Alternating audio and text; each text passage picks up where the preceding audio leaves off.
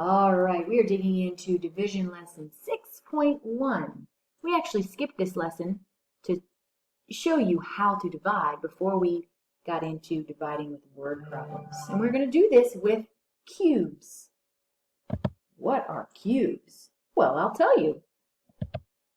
Cube stands for C, circle the key numbers. U, underlining the question. You've got to know what they're asking you. B, boxing any important words that might help you know what you need to do. E, evaluate. That means, what is it that I'm going to be doing? In third grade, we will tackle a lot of two-step problems. And now that you know how to add, subtract, multiply, and divide, it could be a combination of any of those. Finally, we solve it, and we check to make sure that our answer makes sense.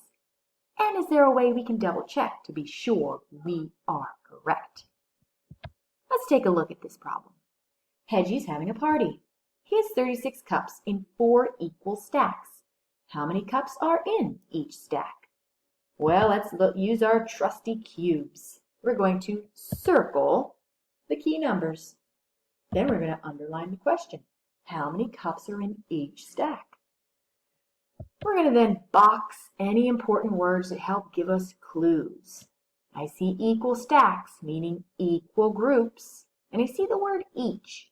That often shows up in multiplication and division questions. Now I'm evaluating. With those clue words, I'm thinking I need to divide. I'm going to take those 36 cups and put them into 4 groups. So when I do that, it's 36 divided by 4. We've shown you lots of different strategies to do that. Choose the one that works best for you. I personally like the 4 big circles, 36 divided by 4, and I start putting my 36 into the groups. Fast forward, there's 36. And now I'm checking to see how many are in each group. And yes, there are 9 dots in each group, meaning 9 cups in each stack. Yes, that makes sense. You wouldn't want your answer to a division problem to be more than what you started with. Let's try another one. At the party, there are 20 boys and 15 girls. They are put into 5 teams for a game. How many kids are on each team?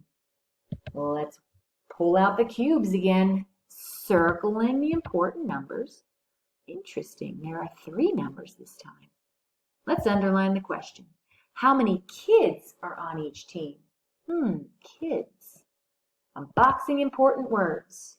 Again, there's that each, which gives me a clue.